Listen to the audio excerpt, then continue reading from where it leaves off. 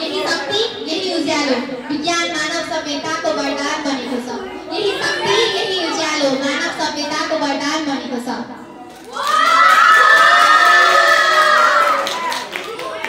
आदरणीय सभाध्यक्ष महोदय, एक हातमा कलम र अर्को हातमा कापी लिएर बस्नुभएका निष्पक्ष निर्णायक मण्डल, गुरुवर्ण, दाइ दिदी, भाइ बहिनी तथा मेरा प्रतिस्पर्धी तथा मेरा अप्रतिस्पर्धी मित्रहरूमा म कक्षा 7 की छात्रा अग्रता पुण्यको तर्फबाट स्वीकार्नुहोस् न्यानो अभिवादन।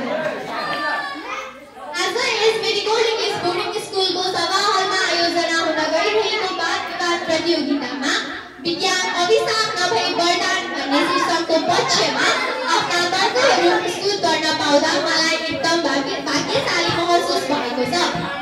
महोदय, वास्तवमा भन्ने हो भने विज्ञान कहिले अभिशाप हुन सक्दैन। यो मानव सभ्यताका लागि वरदान थियो, वरदान रहेको छ र वरदानै रहिरहनेछ। अहिले उज्यालो हटाउनका लागि प्रयोग गरिने इलेक्ट्रिक ल्याम्प, हामीले एक हातले चलाउने मोबाइल र हामीले प्रयोग गर्ने सवारी साधन सबै विज्ञानका उपज हुन्।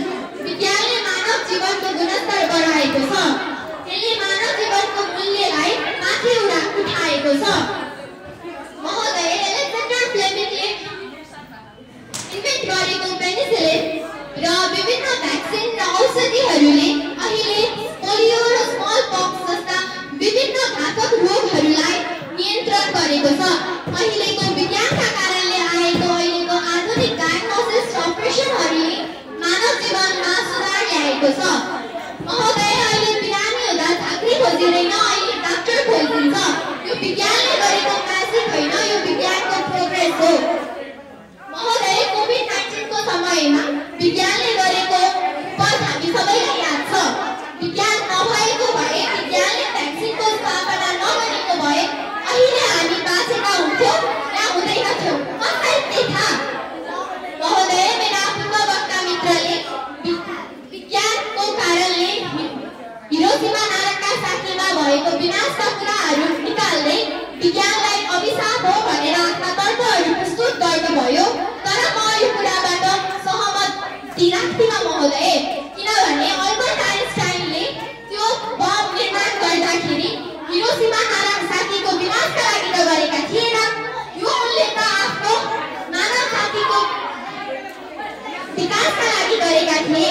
तर गलत मानिसको गलत सोच र त्यसको गलत प्रयोगको कारणले आज हिरोसिमा नागासाकीमा त्यो विनाश भोग्नु परेको छ। त्यसको रेडिएसनको कारण विज्ञान होइन, हामी मानव जाति हो, जसले गर्दा आज त्यो सहरले विनाश भोगेको छ। महोदय, विज्ञानले अहिले हाम्रो जीवनलाई एउटा सानो गाउँ जस्तो बनाएको छ।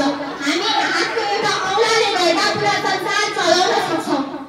यहाँ हामी कोठाको एउटा कुनामा बसेर कुन सहरमा को मेयर भयो भनेर थाहा पाउँछौँ। कुन चाहिँ टिममा कुन चाहिँ देशले कति रन हाल्यो, कति विकेट दियो भनेर हामीलाई घरको एउटा कुनामा बसेर थाहा हुन्छ। यो विज्ञानको वरदान हो, यो विज्ञानको उपज हो। महोदय, मेरा पूर्ववक्ता मित्रले विज्ञानले बनाएको एआई र मेसिन्सले गर्दा विज्ञानले हाम्रो काम खोजिरहेको छ, हामीलाई अल्छी बनाइरहेका छ भनेर